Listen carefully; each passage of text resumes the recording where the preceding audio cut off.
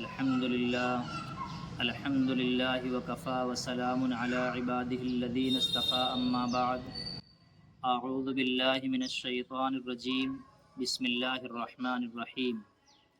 تمام تعریف اللہ ہی کے لیے ہیں جو تمام جہانوں کا پالنے والا ہے۔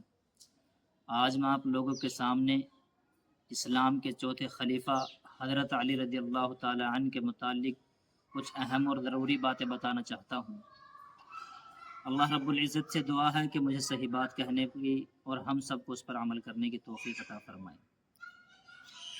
حضرت علی رضی اللہ تعالی عنہ 14 رجب سن 24 ہجری کو مکہ المکرمہ میں قریش خاندان میں پیدا ہوئے تھے۔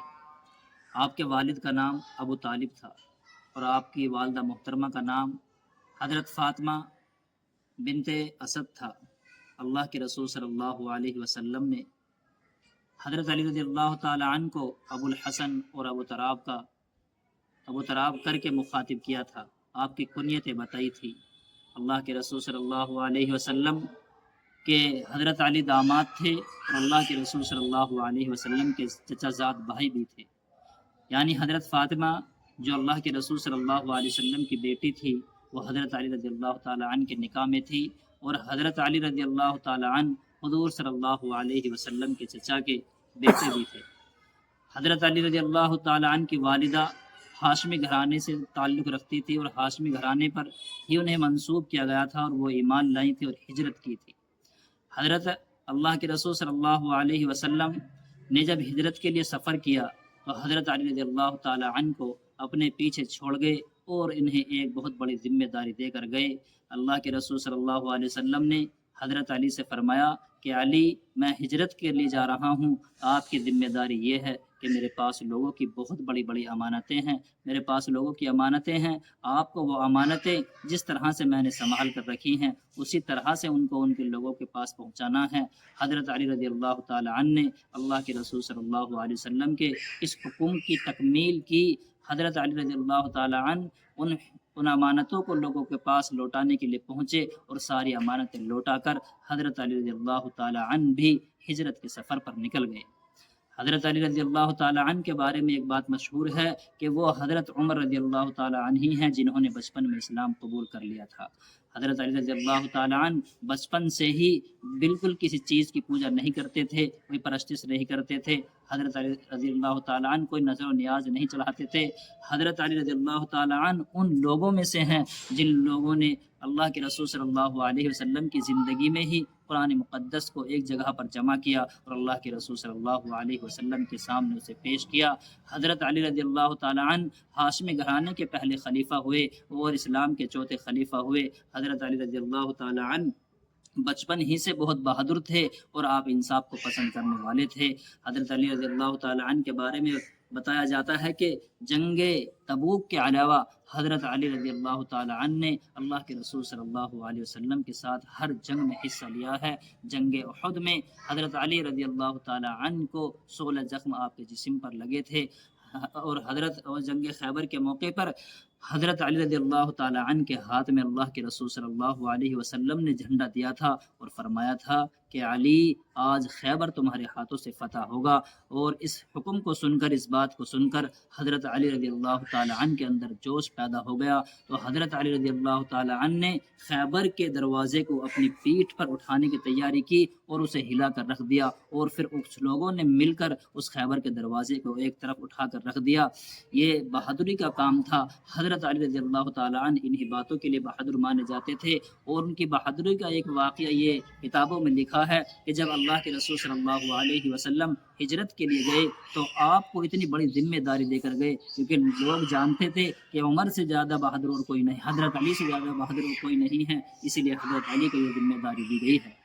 جنگ تبوک کے موقع پر جب اللہ کے رسول صلی اللہ علیہ وسلم حضرت عمر رضی اللہ تعالی عنہ کو پیچھے چھوڑ کر چلے گئے اور انہیں اتنی بڑی ذمہ داری دے کر گئے، اور حضرت علی تھوڑے مایوس ہوئے، اللہ کے رسول صلی اللہ علیہ وسلم سے فرمایا کہ اللہ کے رسول، میں آپ کے ساتھ ہر جنگ میں رہا ہوں، مجھے بھی تبوک کی جنگ میں آپ لے کر چلیے۔ اللہ کے رسول صلی اللہ علیہ وسلم نے فرمایا کہ علی، کیا تم اس بات سے خوش نہیں ہو کہ میں تم کو اس طرح چھوڑ کر جا رہا ہوں جس طرح سے حضرت موسیٰ علیہ السلام حضرت ہارون علیہ السلام کو چھوڑ کر گئے تھے۔ حضرت علی رضی اللہ تعالیٰ عنہ نے جب اللہ کے رسول صلی اللہ علیہ وسلم کی زبان سے الفاظ سنے تو آپ کے چہرے پر مسکراہٹ آئی اور آپ کا دل خوش ہو گیا، اور اللہ کے رسول صلی اللہ علیہ وسلم ہجرت کے لیے چلے گئے۔ اللہ کے رسول صلی اللہ علیہ وسلم نے جب فرمایا کہ علی، جو شخص علی کا دوست ہے وہ میرا دوست ہے، جو علی سے محبت کرتا ہے وہ مجھ سے محبت کرے گا۔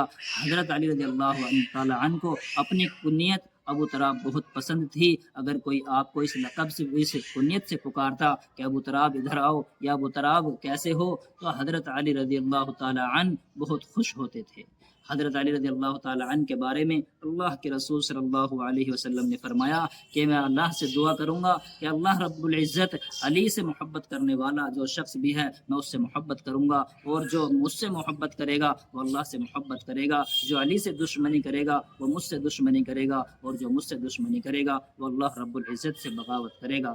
حضرت علی رضی اللہ عنہ کے بارے میں اللہ کے رسول صلی اللہ علیہ وسلم نے فرمایا کہ اگر میں شہر کا سب سے بڑا عالم ہوں تو علی اس شہر کا دروازہ ہے۔ مجھ سے بڑھ کر حضرت علی رضی اللہ تعالیٰ عنہ کے بارے میں اللہ کے رسول صلی اللہ علیہ وسلم سے بہت سے واقعات ملتے ہیں۔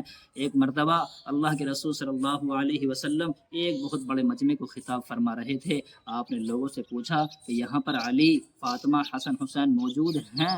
لوگوں نے کہا کہ اللہ کے رسول صلی اللہ علیہ وسلم وہ لوگ تو یہاں پر موجود نہیں ہیں۔ تو اللہ کے رسول صلی اللہ علیہ وسلم نے فرمایا کہ انہیں بلا کر لاؤ۔ جب وہ لوگ اس مجمع میں خطاب میں شامل ہو گئے، حضرت علی، فاطمہ اور حسن اور حسین اور سب آ گئے، تو اللہ کے رسول صلی اللہ علیہ وسلم نے دعا فرمائی کہ اللہ یہ میرا کنبہ ہے تو اس کی حفاظت کرنا، تو اس پر رحم و کرم کرنا۔ حضرت علی رضی اللہ تعالی عنہ کے بارے میں اللہ کے رسول صلی اللہ علیہ وسلم نے اور یہ فرمایا کہ اللہ رب العزت نے مجھے 4 لوگ ایسے ہیں جن کا حکم دیا ہے کہ تو ان سے محبت کرنا، ان کی دیکھ ریکھ کرنا۔ اللہ کے رسول صلی اللہ علیہ وسلم سے لوگوں نے پوچھا کہ اللہ کے رسول صلی اللہ علیہ وسلم آخر یہ کون لوگ ہیں جن سے آپ کو محبت کرنے کا حکم دیا گیا ہے؟ اللہ کے رسول صلی اللہ علیہ وسلم نے فرمایا علی، ابو ذر، مقداد اور سلمان فارسی یہ ایسے شخص ہیں جن کو اللہ کے رسول صلی اللہ علیہ وسلم سے محبت کرنے کا حکم دیا گیا تھا۔ حضرت علی ایک مرتبہ خطاب فرما رہے تھے اور فرما رہے تھے، اللہ رب العزت سے دعا کر رہے تھے کہ اللہ ہمیں بھی ایسی صلاحیت عطا فرما، ہمیں بھی ایسی قوت اور طاقت عطا فرما جیسے تو نے خلفائے راشدین کو عطا فرمائی ہے۔ حضرت علی سے لوگوں نے بعد میں پوچھا کہ آپ خلفائے راشدین کس کو کہتے ہیں، یہ کون لوگ ہیں؟ حضرت علی رضی اللہ تعالیٰ عنہ کی آنکھوں میں آنسو آ گئے۔ حضرت علی رضی اللہ تعالیٰ عنہ نے فرمایا کہ یہ میرے دوست ہیں، عثمان، عمر اور ابوبکر، یہ خلفائے راشدین میں سے ہیں۔ حضرت علی رضی اللہ تعالیٰ عنہ نے اپنے بیٹے حسن اور حسین کو نصیحت کریں۔ وہ 5 نصیحتیں ہیں جنہیں ہم سب کو یاد رکھنا چاہیے اور ان پر عمل کرنے کی کوشش کرنی چاہیے۔ پہلی نصیحت حضرت علی نے حضرت حسن حسین کو یہ کی کہ میرے بیٹو، اللہ رب العزت کے سوا اور گناہوں کے سوا کسی چیز سے نہ ڈرنا۔ دوسری نصیحت حضرت علی نے یہ کی کہ میرے بیٹو، سوائے اللہ رب العزت کے کسی پر اعتبار یعنی بھروسہ نہ کرنا، کسی سے امید نہ لگانا۔ تیسری نصیحت حضرت علی نے یہ کی کہ اگر تمہیں کسی چیز کے دین کے بھلائی کے لیے کسی چیز کو جاننا ہو تو اس کے جاننے میں کبھی شرم محسوس نہ کرنا۔ حضرت علی نے چوتھی نصیحت یہ کی کہ اگر تم کچھ نہ جانتے ہو اور تم سے کسی بارے میں کوئی بات پوچھنے لگے، اگر تمہیں اس کا علم نہ ہو تو آپ صرف یہ کہہ دینا واللہ عالم بالصواب، کہ اللہ ہی بہتر جاننے والا ہے۔ اور 5ویں بات حضرت علی نے یہ نصیحت فرمائی کہ اگر تم انار کے دانے کھا رہے ہو چھیل کر تو انار کے دانوں کو اس کی جو جھلی ہوتی ہے سفید باریک والی اس کے ساتھ میں کھانا، اس سے آپ کا بدن صحت مند رہے گا اور آپ کے معدے کو کبھی تکلیف نہیں پہنچے گی۔ یہ 5 باتیں ایسی تھیں جو حضرت علی رضی اللہ تعالی عنہ نے حضرت حسن حسین کو بتائی تھیں اور ان پر نصیحت کری تھی کہ آپ کو ان پر عمل کرنا ہے اور اس کے مطابق عمل کرنا ہے۔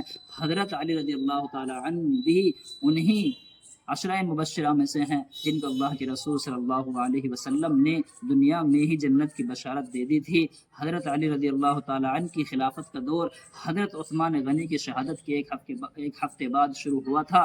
یعنی جب حضرت عثمان غنی رضی اللہ تعالیٰ عنہ کی شہادت ہوئی تو لوگوں میں چرچائیں ہونے لگیں کہ اب خلیفہ کس کو بنایا جائے، اب ذمہ داری کس کو دی جائے، تو اس میں نکل کر حضرت علی کا نام آیا۔ حضرت علی رضی اللہ تعالیٰ عنہ کے ہاتھ پر سب مدینے والوں نے سب نے بیعت کی اور آپ رضی اللہ تعالیٰ عنہ کو مدینے کا خلیفہ مقرر کیا گیا۔ آپ کی خلافت کے بعد آپ نے بصرہ پر حضرت عثمان بن حنیف کو مقرر کیا اور وہاں کا ولی بنا کر بھیجا۔ آپ کی خلافت کے بعد آپ نے حضرت عبداللہ بن عباس کو یمن کا گورنر بنا کر بھیجا اور وہاں کی حکومت آپ کے ہاتھ میں دی۔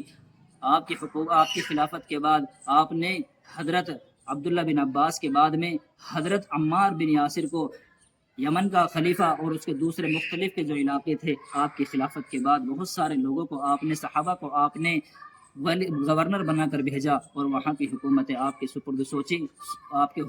سپرد سونپی۔ تو اسی لیے حضرت علی رضی اللہ تعالی عنہ کی خلافت کا دور تقریباً 5 سال رہا اور آپ کی خلافت کے دور میں 3 بڑی جنگیں ہوئیں۔ سب سے پہلی جنگ جمل تھی، دوسری جنگ صفوان تھی، تیسری جنگ مہران تھی۔ آپ رضی اللہ تعالی عنہ کی جو شہادت ہوئی اس کے بارے میں مختلف کتابوں میں مختلف روایات میں الگ الگ تفسیریں کیے گئے ہیں۔ حضرت علی رضی اللہ تعالی عنہ کی حضرت فاطمہ سے جو اولاد تھی وہ 2 بیٹے حضرت حسن اور حسین تھے اور 2 بیٹی زینب اور ام کلثوم تھی۔ حضرت علی رضی اللہ تعالی عنہ کی شہادت جو ہوئی، آپ کی شہادت 21 رمضان مبارک 1440 ہجری کو مسجد کوفہ میں ہوئی، جس نے آپ کی شہادت کی اس ملعون کا نام عبد الرحمن ابن ملجم ہے، جس نے فجر کی نماز کے پڑھتے ہوئے حضرت علی رضی اللہ تعالی عنہ کو سر پر وار کیا۔ جس چیز سے سر پر وار کیا تھا وہ ایسی تلوار تھی جو زہر سے بجھی ہوئی تھی۔ آپ رضی اللہ تعالی عنہ کی نماز جنازہ حضرت حسین علیہ السلام نے پڑھائی تھی۔ اللہ رب العزت ہمیں ان باتوں پر عمل کرنے کی توفیق عطا فرمائے۔ وآخر دعوانا الحمدللہ رب العالمین۔